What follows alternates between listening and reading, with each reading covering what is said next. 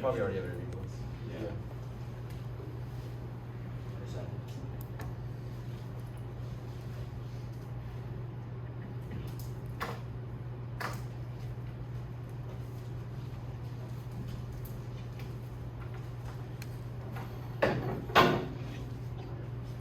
Let me know that motion's set up.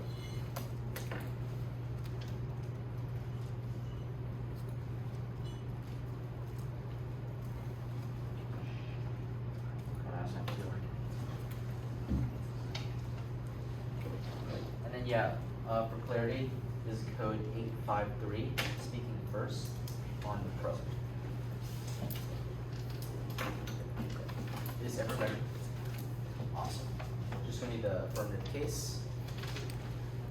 Yeah, if everyone's ready, then I'll begin. We affirm, despite substantial progress, Southeast Asia is still the world's most underutilized economy. Dominated by the Asia Development Review confirms that only 30% of the region's financial capacity is currently in use. Taiwan is the key to boosting economic output and reducing its gross inefficiency. As Lynn at the Brookings Institute reports in 2021, that Taiwan has shown the world that a liberal nation in the East can grow and prosper even as the world begins to slide into recession. The practical reality, however, is that geopolitical and economic obstacles are waiting at every turn to lay waste to Taiwan's exceptional track record of financial success. Therefore, Lin concludes that a bilateral trade agreement with Taiwan is critical to ensuring that the island state remains the poster child of enduring economic success in the East. Affirming paves a path forward for Asia through Taiwan in 3 ways. First is by welcoming Washington. Currently, Tong of CSIS explains in 2020 that stagnating U.S. foreign policy has left us behind in the Indo-Pacific region. Years of minor trade deals have left us playing catch-up. This context makes a bilateral trade agreement imperative, as Tong confirms that a BTA would show the world that America is ready to be a meaningful player in Asia. Beyond improving Washington's image, Danielson of NBR writes in 2020 that a trade deal between the U.S. and the island would facilitate coordination on import standards and regulations, paving a path for other trade deals far beyond Taiwan. Rebuilding economic linkages between America and Asia is key. Formats of Bloomberg confirms in 2012 that tethering the 2 powerhouses through trade could lift millions out of poverty by raising incomes. Second is through Taiwanese technology. Despite being a digital powerhouse, Mazda AEI observes in 2019 that Taiwan has taken a backseat as its neighbors break ground on their own tech sectors. This development is disturbing, as Taipei's tech expertise makes it a natural regional leader. Thankfully, a BTA would place Taiwan's tech industry at the innovation forefront by facilitating significant engagement with America. Such attention, Mazda notes, would enable deep cooperation between the U.S. and Taiwan on industry standards and regulations that would not otherwise be possible without a BTA. For instance, Mazda explains that a trade agreement would elevate cooperation on cutting-edge innovation like 5G, IoT, and AI from limited forums to the National Security Council and State Department. Such cooperation has led to remarkable outcomes in the past. Indeed, Smith of the Heritage Foundation explains in 2022 that American support in the 90s was instrumental in founding the Taiwan-based company TSMC, the world's leading chip manufacturer. With such a miracle arising from limited cooperation, a full partnership promises limitless opportunities. U.S.-led technological cooperation, Mazda explains, would solidify Taiwan as the industry standard bearer for other Indo-Pacific countries to emulate. A BTA would thus catalyze a technological renaissance, which is crucial as the IMF confirms that digital innovation alone accounted for over a quarter of the continent's growth over the past 2 decades. Third is by furthering integration.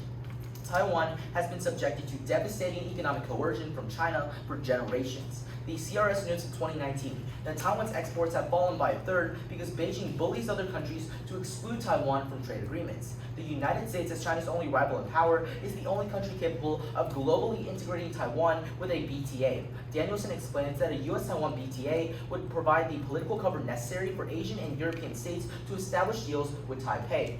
Larity of the Peterson Institute confirms that Asian nations have long stated that a U.S.-Taiwan BTA would break the impasse, with Japan, Singapore, and South Korea directly following Washington's lead and also ratifying trade deals with Taiwan. Therefore, a U.S.-Taiwan BTA would set off a resurgence in free trade, with the UN concluding that this can lift 140 million people out of poverty by expanding access to jobs, trade, capital, and goods. All told, fostering long-term economic ties is of utmost importance. Analyzing international business cycles for the last 150 years, Garofalo of the Bank of England concludes in 2021 that higher trade openness diversifies nations' economies and develops resistance, enabling countries to weather short-term trade shocks and recessions. In closing, because a BTA replaces fear-based economic policymaking with sustainable economic development, we are proud to affirm. Thank you.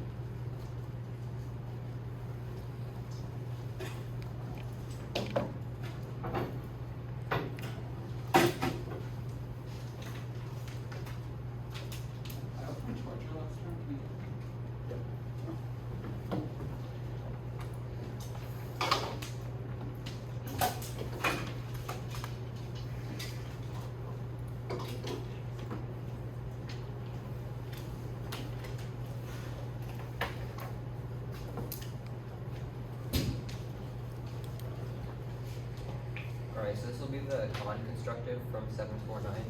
Is everyone good? Cool. Let's begin time now. We negate.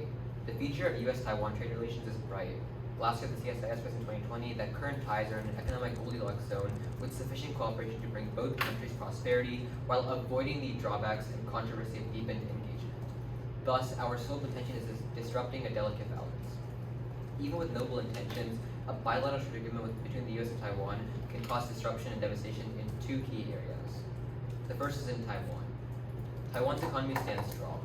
Forbes 19 confirms that Taiwan has spent 30 years carving out its reputation as a powerhouse in everything from semiconductors to alternative energies, including that with continued progress in 5G and high-performance computer chips, the tech sector was poised to deliver Taiwan sustained economic growth.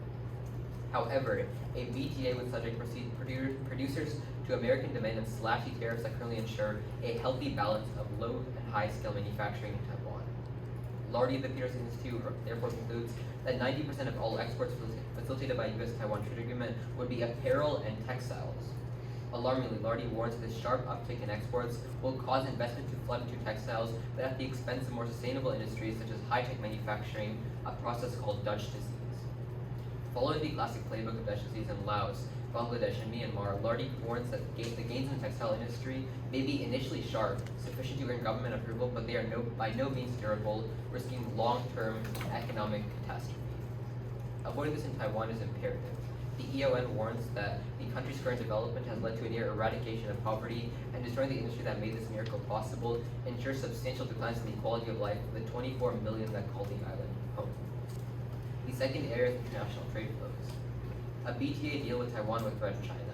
Joyce at ABC 2019 argues that if the US signs an agreement with Taiwan, Beijing may construe it as a Washington recognition of Taiwanese statehood, since BTAs are signed between two sovereign entities. This would hit home hard. Jennings of the South China Morning Post 2020 corroborates that affirming would be perceived as a threat to Beijing's core interests. Following China's traditional economic strategies, a trade deal would invite harsh retaliation. Dundon of Miami University argues in 2014 that Beijing has empirically employed economic coercion to whoever they recognize as a threat to their interests. Thus, Thiessen of the AEI in 2016 contextualizes that in response to an agreement with Taiwan, China would launch tariffs on US industries, creating tit-for-tat tariff escalation and another trade war. Even if retaliation is not as dramatic, Professor Tang of the Taiwanese Research College in 2020 puts it simply. The US and Taiwan would pay a price far more than what they can get from a BTA, permanently hampering US-China trade ties. These ties are orders of magnitude more important, as Zong of the Mercatus Institute contends that increases in US-China trade generate 500 times the economic gains of increases in US-Taiwan trade. China's reaction would not only be limited to America. Professor Tang concludes that China would seek to further marginalize Taiwan, striking yet another blow to the island's economy. For these reasons, past administrations have avoided a Taiwanese deal. Most recently, TOA explains that the Trump administration did not begin trade talks with Taiwan because it would give China an excuse to deviate from a trade deal that was eventually signed.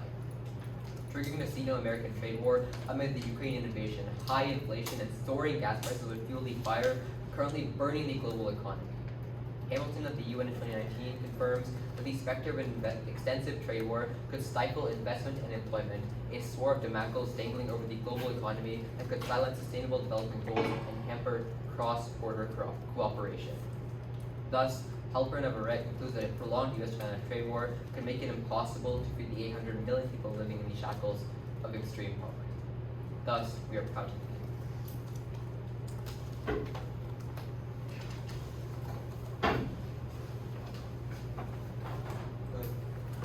Are you ready for cross? Yeah.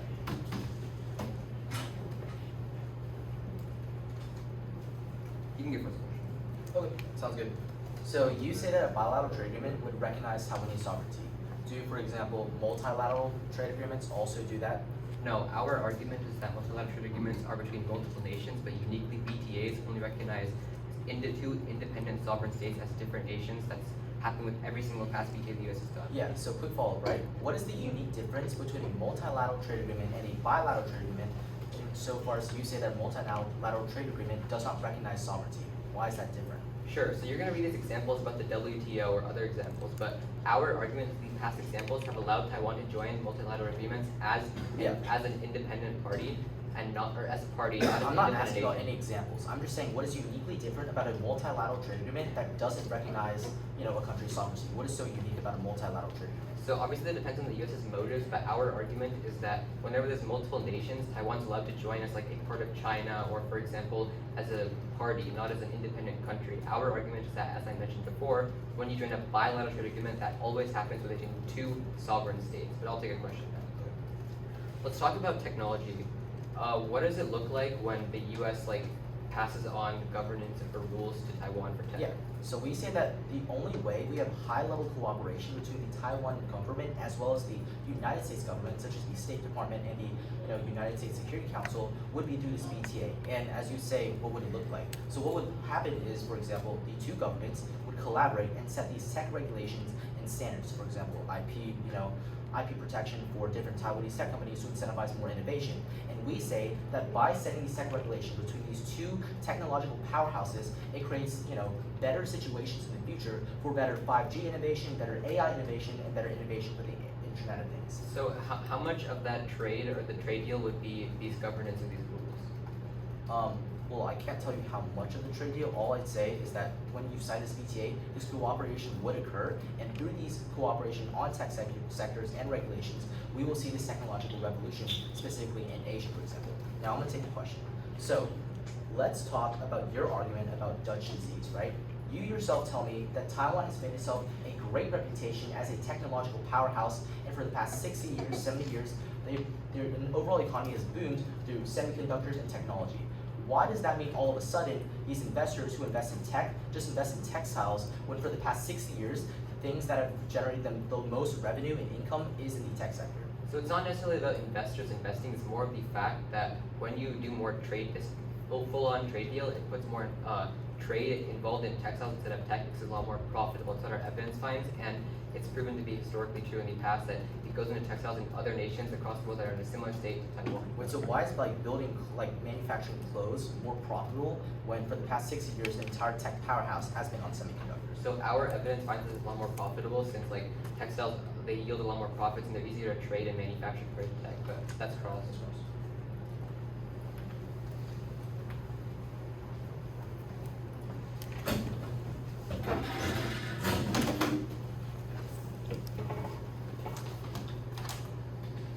Right, the order of my speech is just going to be responding to my opponent's case. Okay. Is everybody good? Let's begin now. They first talk about the Goldilocks zone, but yes, trade cooperation may exist, but that cooperation has left major holes in Taiwan's tech regulations and excluded them from broad regional exchanges. Why Banner of the National Review confirms in 2020 that only a BTA can further integrate Taiwan regionally and internationally by clarifying the rules of the road. Moreover, the U.S. has historically used trade agreements to foster long-term bonds as opposed to sporadic and symbolic economic gestures, which is why their glacier evidence includes we need a trade deal. It concludes AF. Let's go to the first argument about textiles. There are 4 responses. 1, this is a random assertion based on evidence that is nearly 2 decades old. Chow of NYU directly responds to the Lardy evidence they read and explains that even if there were short-term incentives to invest in textiles, this would in no way outpace or disrupt established industries like tech in which Taiwan has a consistent advantage in for decades. Secondly, they're giving textiles an undeserved bad rep. Lyndon Brookings confirms in 2021 that the biggest current danger to Taiwan's economy is a lack of diversification that makes it vulnerable to devastating economic shocks. Fortunately, Brookings continues that the textiles industries can be a solution to this problem, providing Taiwan a valuable and high-return industry. Indeed, the Associated Press explains in 2020 that Taiwan has been positioning itself as a Silicon Valley for textiles, combining the strength and capabilities of textiles and electronics in one. Advancing that process is key. Thirdly, history proves them wrong, as Leo of the Journal of Economic Development confirms that when Taiwan was over-reliant on tax exports in the 1980s, it was an aggressive trade liberalization policy that boosted its economy. Lastly, their empirics about Laos and Myanmar are about the effects of foreign aid on Dutch disease, not trade agreements. That's why there is no quantified impact. Insofar as there's already 99% of the people are having good quality of life, it's not going to get reversed. At this point, for my opponent's second argument about China. One, when push comes to shove, China's strategy is largely symbolic. There was no large-scale retaliatory action when Taiwan, backed by the U.S., joined the Asia-Pacific Economic Cooperation in 1991 and the WTO in 2002. Their bilateral trade-only war doesn't make any sense. If Taiwan joins as a country supported by the U.S. to an agreement, that should have triggered retaliation. That is why, for example, the Brookings Institute furthers in 2007 that when Taiwan joined the WTO, China didn't react with saber rattling, instead they followed suit soon after. This follows logically the type of retaliation my opponents describe would harm the PRC just as much as everyone else, which is why Stratfor from 2 weeks ago wrote that a formal agreement will not alter Beijing's threat perception given past U.S.-Taiwan trade cooperation, and which is why their evidence never once says a U.S. signs trade agreements with sovereign nations. Secondly, Wine in 2020 argues that China already claimed that the U.S. has violated the One China policy and recognized Taiwan's sovereignty with arms sales, but there was no retaliation. That is why their evidence about hurting economic deals is from a Chinese government news source that's attaining evidence, don't buy it, and their 500 times evidence is talking about a U.S.-China trade deal. This is why their administration empiric isn't true, because Congress is starting to support, as there is a letter by 161 Congress members asking for a Taiwan trade deal. But more importantly, my opponents assume China makes decisions in a vacuum. However, one, the SRC writes in 2009 that China lacks any reason to react harshly because Beijing realizes that the deal will be negotiated within the confines of WTO, divorcing economics from politics. Secondly, Chow confirms an agreement would demonstrate to China U.S. support of island through economic means, not force. Thus, Tackett concludes that Beijing would recognize the benefits of resolving Taiwanese tensions through concessions and goodwill. And if anything, affirming would benefit China's economy so they wouldn't retaliate. As Brookings explains, that while Beijing might be ideologically opposed to the deal, practically speaking, the increase in trade when you affirm should spill over to China and bind the three closer together by serving common interests. Then, we would say even if you buy that there's a trade war, it's always limited. As Sumner of the International Post writes in 2019, that the U.S. and China are far too dependent on each other to ever have a full-scale trade war. There will be a couple of rounds of tariffs and nothing more, which is exactly what happened during the last trade war. That's why the evidence they read at the bottom of their case is about the past trade war, but obviously there wasn't a global collapse and 800 million people into poverty. That is why Jakar concludes that China would never retaliate because countries would go closer to the U.S. following Chinese economic retaliation. Their argument is not grounded in history. Vote half. Can I see the evidence that the trade war won't happen as well as the arms sales evidence? Oh, what about it specifically? What's the trade war won't happen? The final response? Yeah. There's evidence about the arms sales. Okay, yeah. Sean, can you just kind of like show it to you here? Like, Just send in the chain because I want to look at it here if that works. Yep. Thanks.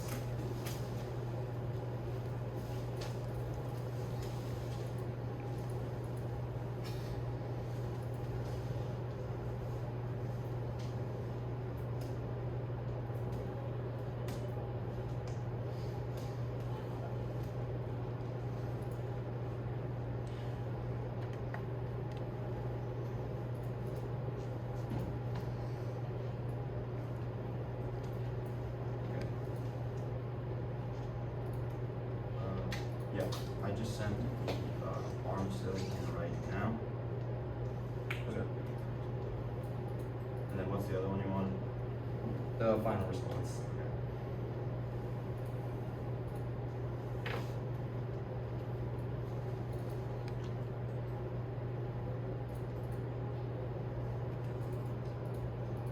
Oh, can I also see the first response that bilateral trade agreements create like cooperation? Just the text of that is fine. Yeah. Okay. And then you want the last one? Yeah.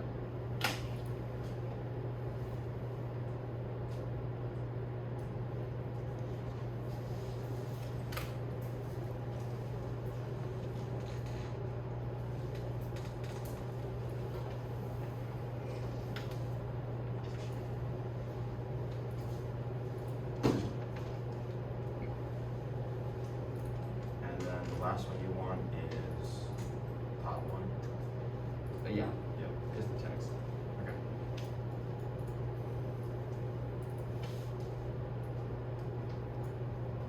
I sent it now.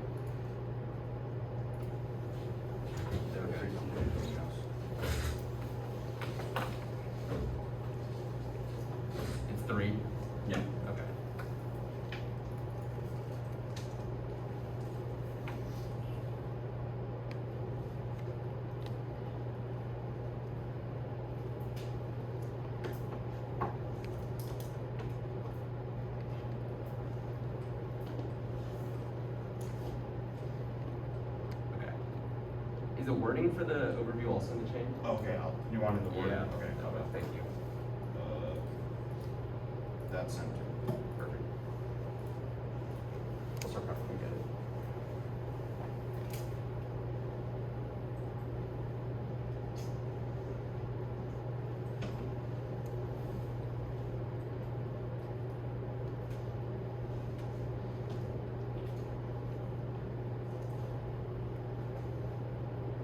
Okay, I think we guys got it.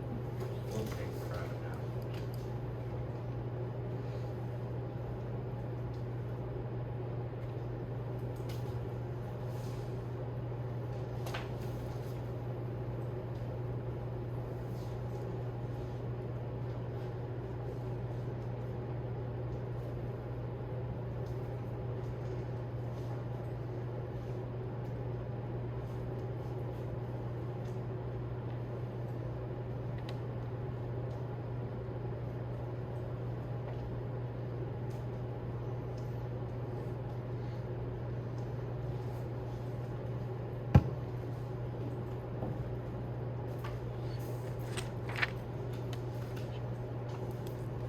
Okay, that's fine.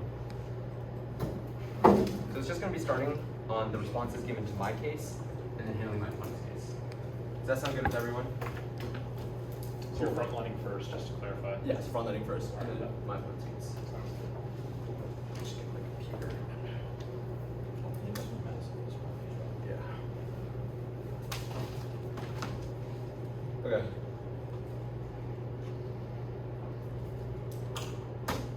If everybody's ready, my time will begin now. The thesis of our case about China is simple. For years, China has seen Taiwan and themselves as one and the same.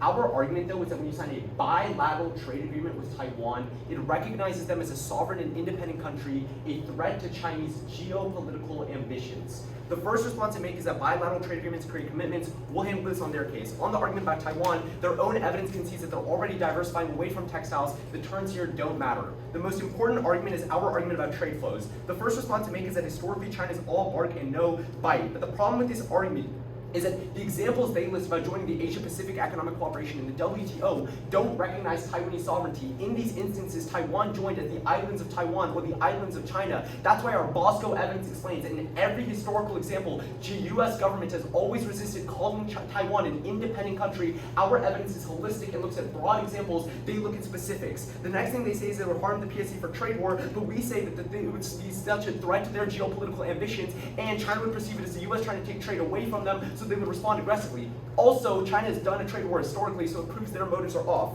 The next thing they say is that they broke the arms sales. This response does make sense. Their evidence is citing one Chinese leader, and as a whole, it wasn't a full-on bilateral trade agreement that would drop all commitments on trade. It's not like the small commitments they talk about. They say Congress supports it, but the problem with this argument is our evidence finds that Congress wouldn't support it to the point that it would sign a bilateral trade, or it would actually acknowledge Taiwan as a sovereign country. Although they might want to do trade with them, that doesn't mean they want to recognize them as an independent country. They tell you that it happens in the WTO as long as it recognizes them as independent. China sees it as a threat. They say it helps the Chinese economy, but our evidence finds that it would lead to such massive trade diversion away from Chinese markets that would actually drop their trade by $1 billion. The final response they make is that trade war happened in the past, nothing happened. The economic climate is different. As long as the trade war takes place, the fact that we have inflation, COVID-19 virus, and the Ukrainian war, plus gas prices pushes the economy over the edge. Let's go to my opponent's case.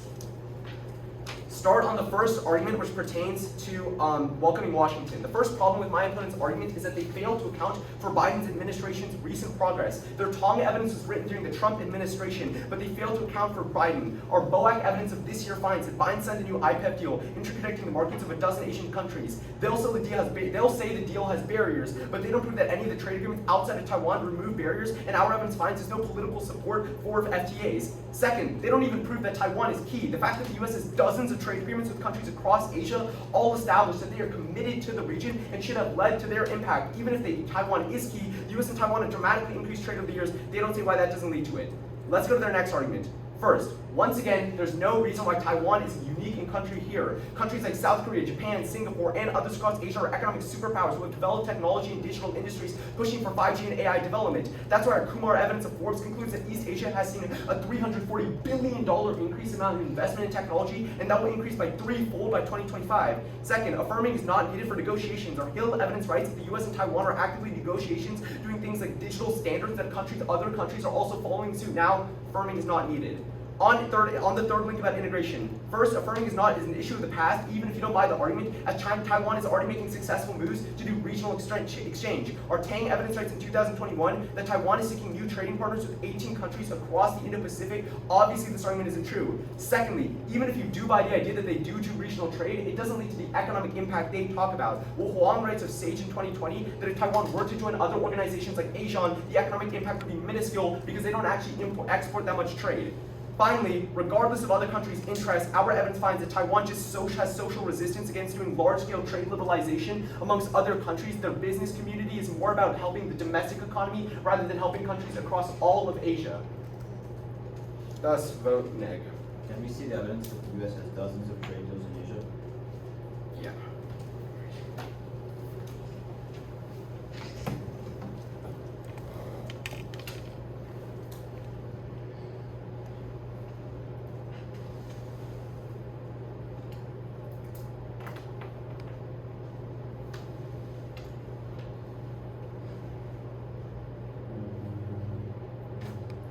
Oh, okay, got it.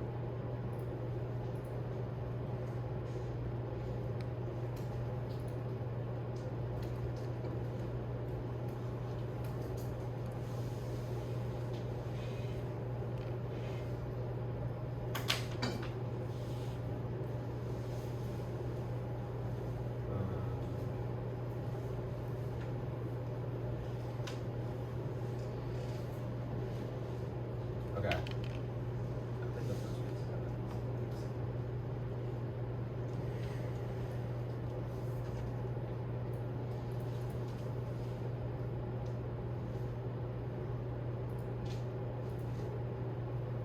okay, I sent both these evidence.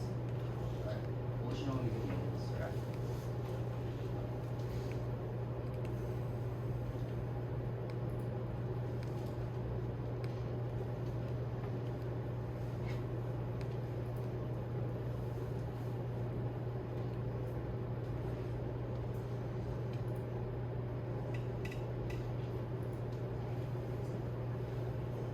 Okay.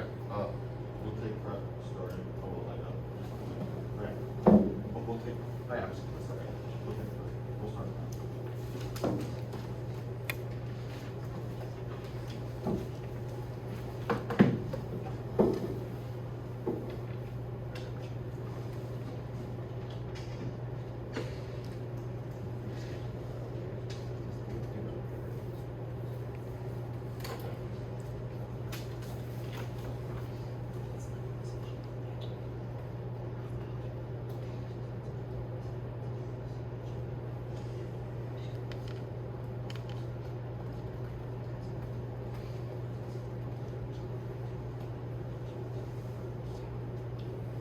That was 40 seconds. Was it 40? Yes, 40. Since that's what we're first gonna have the first question. Yeah, we can start time now. So in August of 2020, when the U.S. sold $300 billion of arms to China, and China's foreign ministry said that this is a violation of the That's a bit One China misconstrued. policy. It's- No, that's what the evidence. Yeah, it's a one foreign minister. No, And just foreign ministry. well, I think the evidence is citing what one foreign minister said in a quote, No, right? it said the I think- Chinese foreign I know, ministry said. and I think Ministry China of- might establish this like fear mongering on one example to try to push off the U.S. But if the U.S. now comes in and does a full-on comprehensive trade agreement, something that doesn't Okay. exist now, and acknowledges on paper that Taiwan is a sovereign country, then they will Okay. retaliate, and that's what establishes the ground for There's- that. The reason why your argument doesn't make sense, oh, yeah, you can go. Yeah, there's a couple of jumps there. One, the evidence you cite about recognizing a trade agreement doesn't say that we have to force to recognize Taiwan's sovereignty. It just says that bilateral agreements are sometimes signed with sovereign countries. So it goes back to Yeah. my original response. If China has outrightly said that the US has violated their policy and recognized Taiwan's sovereignty already, why did they not initiate retaliation? Again, your one foreign minister is not enough. It's from the Okay, foreign okay. ministry, like Okay. the government of Yeah, the Taiwan, one or ex- government of China. Your evidence is citing one leader, and it's not enough to prove that our argument, which is that Wait. China may establish some sort of fear mongering to try to push off the U.S. But if the U.S. for the first time actually goes out of the way on paper through a bilateral trade agreement to acknowledge their sovereignty, then they'll do it. I just want to make this really clear. It's not from one minister. Like China Your said. evidence says one. No, it says the foreign Okay. ministry of China said that the U.S. violated the Okay. one China policy. China already believed that Yeah. the U.S. recognized Taiwan's sovereignty. So why does doing that again? If you're saying it's fear mongering, Again, that's just the playing Chinese into our leaders just argument. no. The Chinese leader is just trying to push it off Yeah. and make it seem that not. The That's- Chinese leader is trying to push it off so that they don't try it again. But if the U.S. doesn't even listen to China and then goes and signs a bilateral trade agreement But- and establishing that a country China thinks is theirs is now a part of them, That's China our sees it as exact threat. But I'll get a argument. question. Okay, sure. Okay, so let's talk about your argument on digital powerhouse. Yeah. Why is Taiwan more influential in 5G rules than Because any other country? our in Asia? evidence says that Taiwan is the largest technological superpower in the region, and that the tech boom happening now is only limited I to a mean, few they might be countries influential in Taiwan. like the semiconductor industry, but Japan and South Korea are superpowers Well, yeah. in almost everything else. No, our evidence says that the tech boom is limited to a few countries, which is why our evidence concludes Taiwan is the strongest partner right now, and we've already built short-term ties I that we mean, can build I up think with the all US. those countries are countries that are already have developed technology sectors and are Yeah, already leading to those the are innovation. those are a reforms couple that you're countries. talking Our about. argument is that cooperation with Taiwan brings it to the entire. I know, region. but, can I have a question? yeah, that's fine. Let's go back to your the first question, right? When the U.S. supported like Taiwan joining APEC, when the U.S. supported Taiwan joining WTO, when Yeah. China said that they arms sales violate Taiwan's sovereignty, why didn't they retaliate? Yeah. Why Yeah, is the so- BTA the one So the magical problem, the glass? problem with the slipper? argument is our evidence, which finds that every single agreement that the U.S. has done with Taiwan always draw the line on Taiwan's sovereignty. so- they might recognize Taiwan as some island, but never a country. The That's- bilateral trade agreement is the first time that Okay, changes. sure. We'll continue running.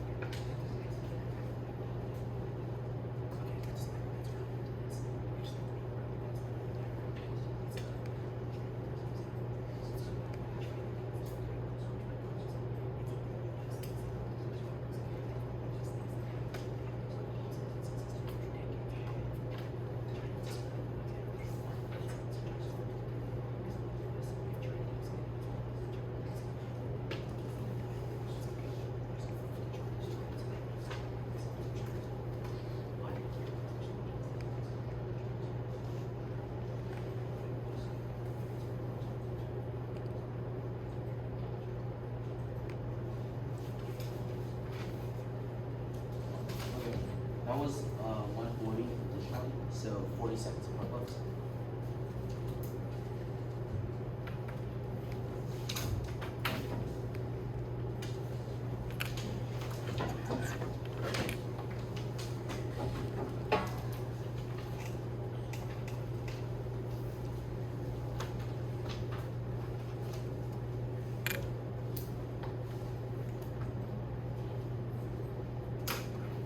So the order of this speech is going to be starting off with Wang, just explaining why our arguments are more important. Then it'll go Af, and then Day. Is everyone ready? Okay. In that case, Just quickly, do you want me to flow the WAN on your side? yeah, on our side. But everyone good? Yep. Awesome.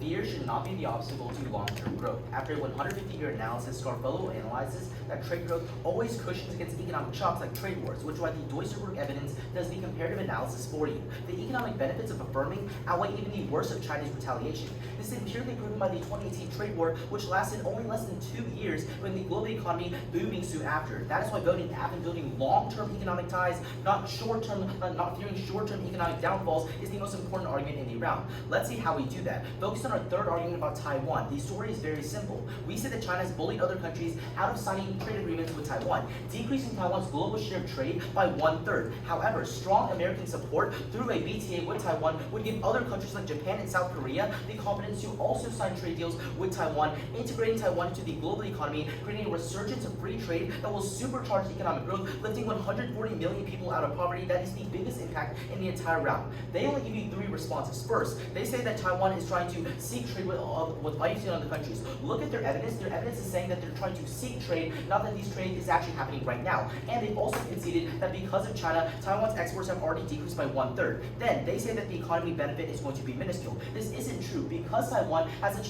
such a big export economy, them liberalizing into the global economy will do wonders for them. That's why they're going to lift 140 million people out of poverty. Finally, they say that Taiwan is against liberalization. 2 problems. Their evidence is from a decade ago, and this also contradicts with their first argument, because they're literally saying that Taiwan is seeking opportunities with 18 other countries, so obviously they're not against liberalization.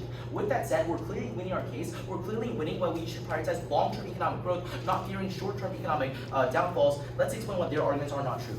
At the top, they say that the current economy is in a Goldilocks zone, but this isn't true. They fully conceded Sully's response that current relations between the US and Taiwan have many trade holes. That is why you need a formal bilateral trade agreement to fix all these holes. That's a reason for you to affirm. That is why holistically, they've also conceded that the entire region is only operating at 30% of capacity.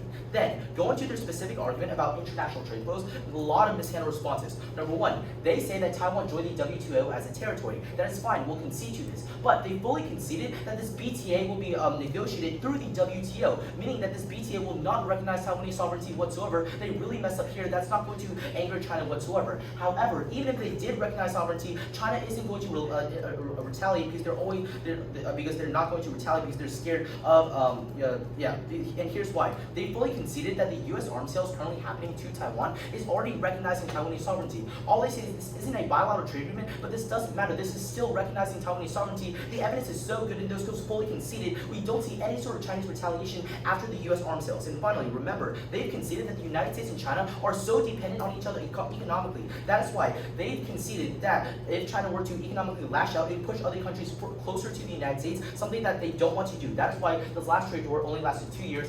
At best, it's a short-term economic impact, but for long-term growth. Thank you, and please affirm. We'll take starting now.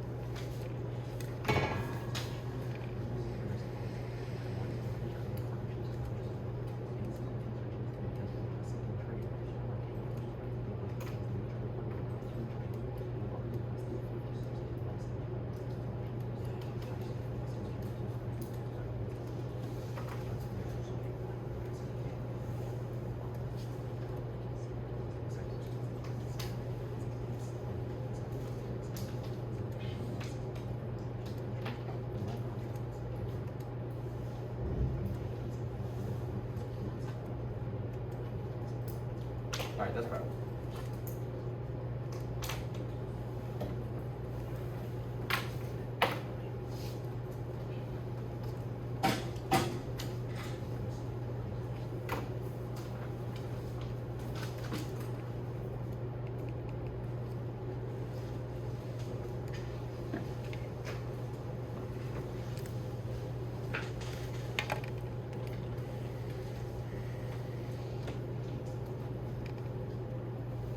So it'll start off on our arguments, which is the con, then the pro arguments, and then like comparison, weighing, both sides weighing. Yeah.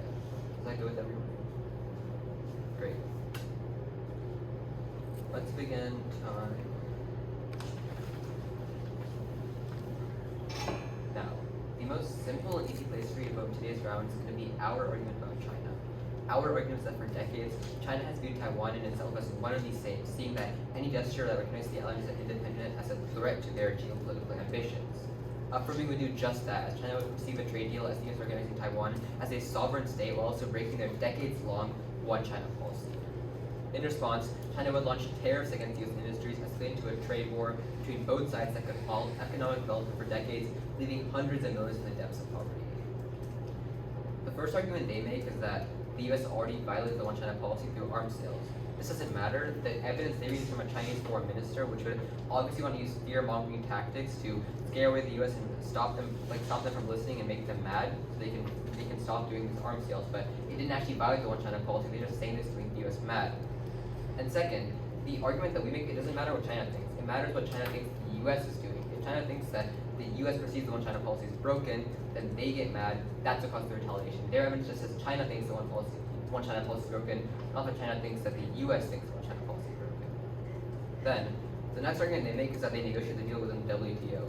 Sure, but the argument is that although Taiwan initially joined the WTO as an island, affirming changes them because they're still recognized now as a country, and any BTA needs to be recognized as a country, which causes Chinese retaliation. It's never happened before, but any future deal that's a BTA causes that shift in mindset, and China perceives it as a political move, not an economic move. Then, the final response they make is that they're too dependent to have a full-scale trade war, but William drops all of the frontlines that Ishmael gives. Remember when we tell you that because of things like inflation, COVID, and Ukraine, the global economy is burning right now, and our evidence from case supports that and tells you that it's a global crisis right now, but it'll push us over the edge because the economy is so bad. And the final response they make is that there's many trade goals, we'll hand it out of the way. Let's go to their case.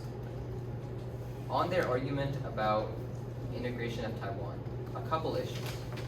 Remember when the Tang evidence that Ishmael Grace and Rebuttal tells you? It says that Taiwan is seeking opportunities with over 18 countries now and has already invested into doing these.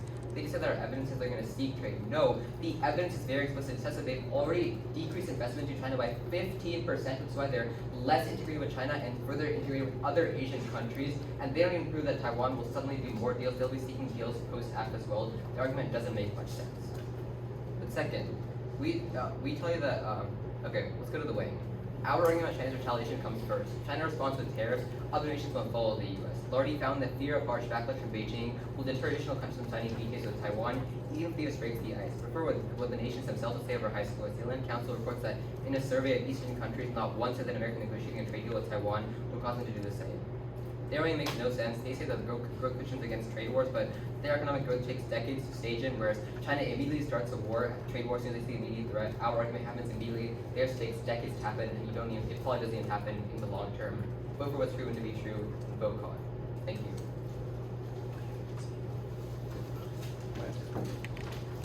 Are y'all ready for Grand Cross? Yeah. Okay. I have first question. Yeah, we can start time now. Yeah. So let's talk about your argument on international trade flows, right? Your impact is literally just restating the global number of people in poverty right now. You say right now 800 million people are in poverty. How many people do you actually save from being, pushed into poverty specifically? Well, the argument is that a trade deal stops economic progress, so would have the ability to then pull hundreds of millions of people out of poverty. Yeah. Basically, trade war stunts the economy problems, from its two actual problems, right? ability to perform. So one, in summary, ARM never makes the analysis that these 800 million people are currently in the process of getting lifted That's out the of argument poverty. that makes You sense. can't take the global number of people in poverty and suddenly say that's a huge impact, and you don't give us a single bit of contextualization. We do. Like, Of your evidence just says there are 800 million people in poverty. That's the people in poverty globally. No. So- Right? so- Yeah. And then, right, our argument subsumes this. Since a trade war only lasts 2 years, and since for the last 150 years, long-term trade ties always recover from trade wars, you Yeah, don't the problem reach with your this argument, the impact. problem with this argument is that our argument that Arv explained is that we are going to make economic progress in the coming years that would have the capacity to pull millions of people out of poverty. Okay. The problem is that a trade war would stunt that economic capacity. And also, the reason why it's different now is because the economic situation is completely different. The fact that we are in a global recession, high inflation, like record high gas prices, as well as the Ukrainian war, meaning that anything that stunts the economy now pushes us over the edge. 2019 and 2022 are vastly different. That's economies. William's exact argument. We tell you that since the U.S. and China are so dependent on trade with each other, they don't want to have mutual economic calamity. That's what he directly. Wait 1 second. Yeah. That's what he directly says in summary.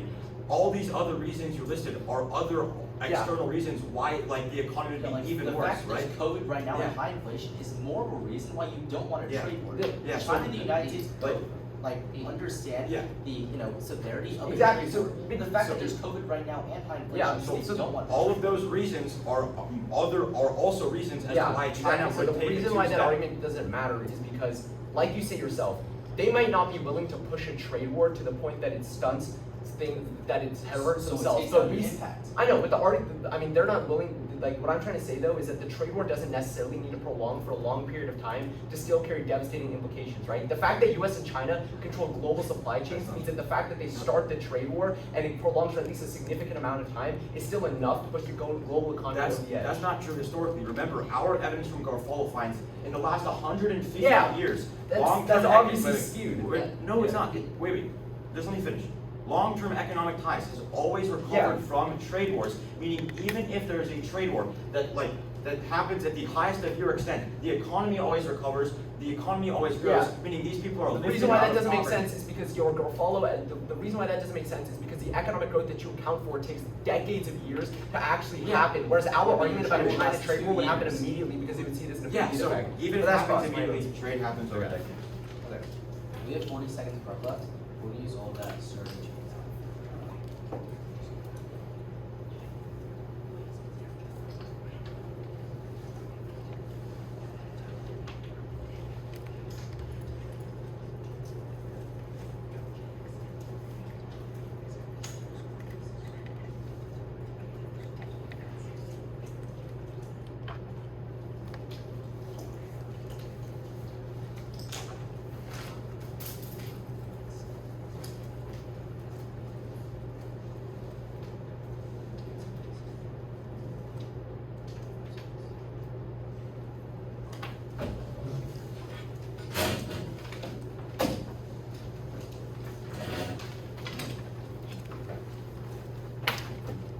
Order of my speech is going to be comparison, our case, and then their case. Is everybody ready? Okay. Let's begin now. We tell you fear should not be the obstacle to long-term growth. After 150 years, Garofalo analyzes that trade growth always cushions against economic shocks like trade wars, which is why they concede Deutschberg that concludes that the economic benefit of affirming vastly outweighs even the worst Chinese retaliation. This is why the 2018 trade war lasted less than 2 years and the economy boomed soon after. So even if you believe a trade war happens as soon as you affirm that lasts little and the economy goes for decades and decades and decades, lifting these 800 million people out of poverty. They say it deters countries from signing deals, but they don't respond to the Jakarta evidence that finds that when China retaliates, it pushes countries closer to the U.S. and Taiwan, and it doesn't take out our place. To build these long-term ties, we tell you vote on our third argument. China has bullied other countries out of signing agreements with Taiwan, decreasing the global share of trade by a third. We tell you, since the strong American economic support through a BTA would give countries like Japan and South Korea the confidence to also sign trade deals with Taiwan, integrate them into the global economy, and create a resurgence of free trade that will supercharge economic growth and lift 140 million people out of poverty. Their only response is that Taiwan is seeking 18 deals. The key word there is seeking. Call for the evidence. It says they haven't signed it. Moreover, it says they have signed an agreement with China, which proves our argument that China is getting more dependence. That is why our evidence at post-state status says Taiwan's share of global exports has decreased by 1/3. We are the best argument in the round. Their argument is not. As for their analysis, Taiwan is in the WTO as a territory, so when we sign a bilateral trade agreement under the WTO, when you affirm, that means it won't be looking as Taiwan's sovereignty. I encourage you to call for their evidence. It says nothing about recognizing Taiwan's sovereignty with a bilateral trade agreement. But the most important response is that in arms sales in 2020, China said we violated the One China policy and recognized Taiwan's sovereignty. They tell you China was fear-mongering. This is our exact argument. When push comes to shove, China will never respond. But lastly, all of their warnings about high inflation and economic collapse and dependency are all reasons why China will never start a trade war, because they don't want to crash the global economy and nuke it in the event of a global trade war, meaning if you buy a trade war happens, there's no impact and you vote for the AF.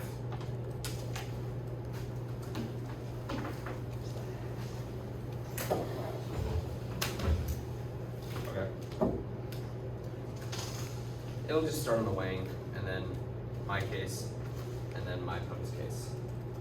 Okay, is everybody ready?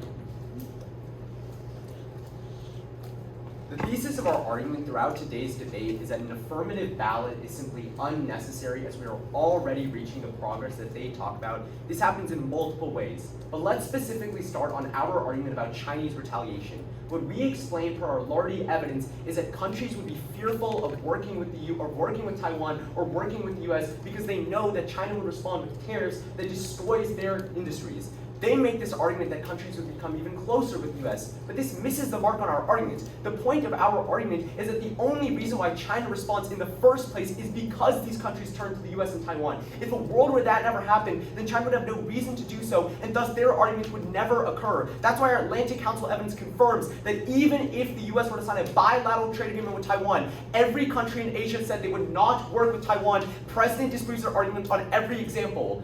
They say that we've seen decades of economic growth and that stops recessions, but they have missed the mark on our argument that their economic growth takes years to stage in, whereas our argument is a trade war that happens immediately, and thus because of that, the supply chain disruptions would last indefinitely in the future, making it possible to pull out the hundreds of millions of people ingrained in poverty today.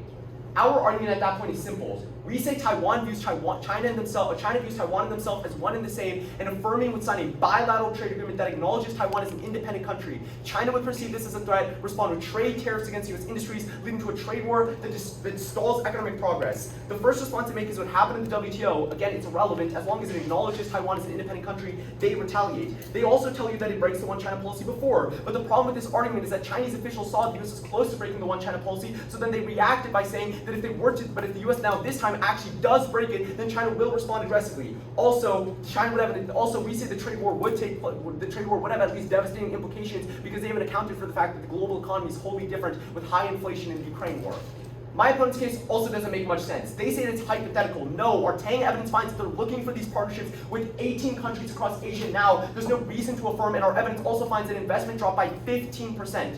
Tangible progress is happening now, and affirming just takes us backwards. Thus, vote nay. Oh, you're right.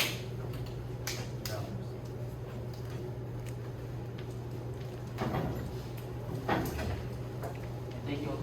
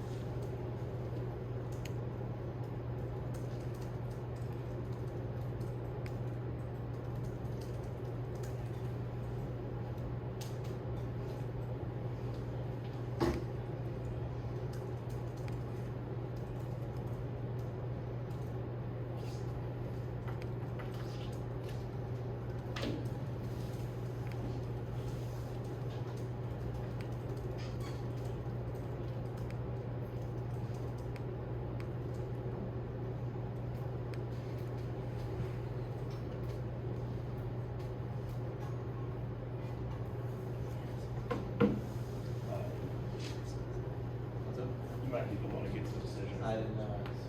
Who's the last judge? Oh, gotcha. Okay,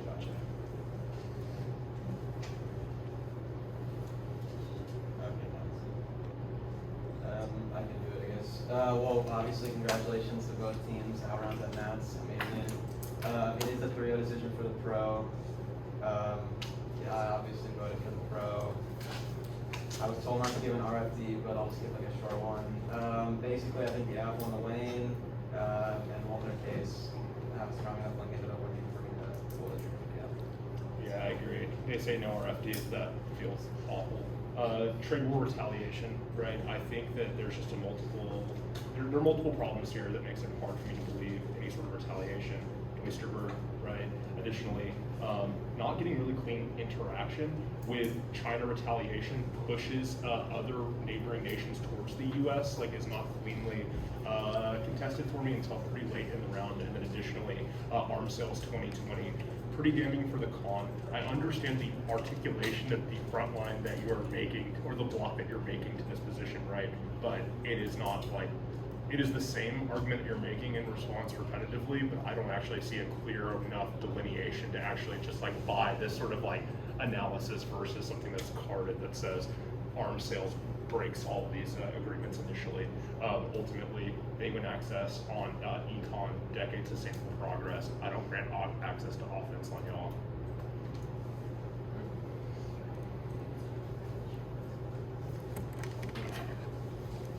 Yeah, and if anyone has comments, I have like more to say. If there's no time for world critique. Yeah, we're not. I was just saying. Off we I go. don't have anything. Good luck tomorrow. Thank you so much. Were y'all up? Y'all were up going in to this? Yeah. Yeah, good luck tomorrow. Yeah, we were down coming in and we prepped together, and I'm a senior, so this guy had me shaking in my pants. I finished the last round. I see. All right.